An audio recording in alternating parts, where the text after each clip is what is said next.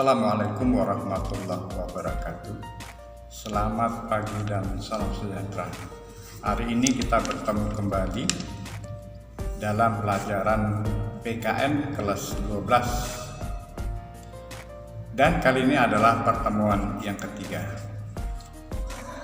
Saya berdoa semoga semua kita dalam keadaan sehat walafiat, tetap berada dalam lindungan Allah Subhanahu wa Ta'ala, Tuhan yang Maha Esa. Semoga pertemuan kita hari ini bermanfaat dan menambah pengetahuan kita. Baik anak-anak kami sekalian, di pertemuan yang kedua kita membahas substansi hak dan kewajiban warga negara dalam Pancasila. Itu yang kita bahas pada pertemuan kedua, dan judul ini dibagi menjadi dua bagian. Yang pertama yaitu satu, hak dan kewajiban warga negara dalam nilai dasar sila-sila Pancasila. Itu sudah kita bahas pada pertemuan kedua. Nah, pada pertemuan ketiga kita akan membahas hak dan kewajiban warga negara dalam nilai instrumental sila-sila Pancasila. Baik anak-anak kami sekalian, ada beberapa hal yang ditekankan dalam subjudul yang kedua ini. Yang pertama yaitu hak atas kewarganegaraan. Di sini yang ditekankan apa-apa yang menjadi hak dan apa pula yang menjadi kewajiban setiap warga negara. Kemudian yang kedua, kesamaan kedudukan dalam hukum dan pemerintahan. Ya, ini kalau mau kita kaji lebih dalam Undang-Undang Dasar 45, lihat pasal 27. Ya, pasal 27. Yang berbunyi segala warga negara bersamaan kedudukannya dalam hukum dan pemerintahan dan wajib menjunjung hukum dan pemerintahan itu dengan tidak ada kecualinya. Jadi semua sama, ya, baik yang punya pangkat atau tidak punya pangkat, yang punya kedudukan atau tidak, apakah sebagai presiden atau sebagai tukang becak, dalam hukum kedudukannya sama. Yang ketiga, hak atas pekerjaan dan penghidupan yang layak bagi kemanusiaan. Hak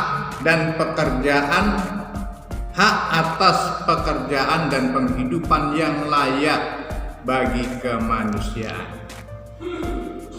Jadi setiap warga negara punya hak terhadap pemilihan pekerjaan sesuai dengan kemampuannya. Kemudian yang keempat, hak dan kewajiban bela negara. Ini masih ada di dalam pasal 27. Silakan kami sekalian dibaca pasal 27 Undang-Undang Dasar 1945. Kemudian yang kelima, kemerdekaan berserikat dan berkumpul. Coba silakan nanti dibaca pasal 28. Saya ingatkan saja ya, pasal 28, kemerdekaan berserikat dan berkumpul. Kemudian yang keenam, kemerdekaan memeluk agama. Sudah pasti pasal 29. Pasal 29 yang mengatur tentang kehidupan beragama. Dan ingat, di dalam negara kita tidak semua agama diperbolehkan. Tidak semua. Ada sudah yang ditetapkan oleh pemerintah mana agama yang diperbolehkan untuk hidup dan berkembang di negara kita. Kemudian yang berikutnya, ya, pertahanan dan keamanan negara. Silakan kalian baca pasal 30 Undang-Undang Dasar 1945. Kemudian yang berikutnya, hak mendapatkan pendidikan. Ya. Pasal 31. Ya, pasal 31. Kemudian yang berikutnya, kebudayaan nasional Indonesia di pasal 32. Ya, kebudayaan. Nah, kalau kebudayaan ini menyangkut ciri, ya, menyangkut ciri berdasarkan wilayahnya. Ada pula menyangkut ciri yang berdasarkan sukunya. Nah, ini dia kalau kebudayaan.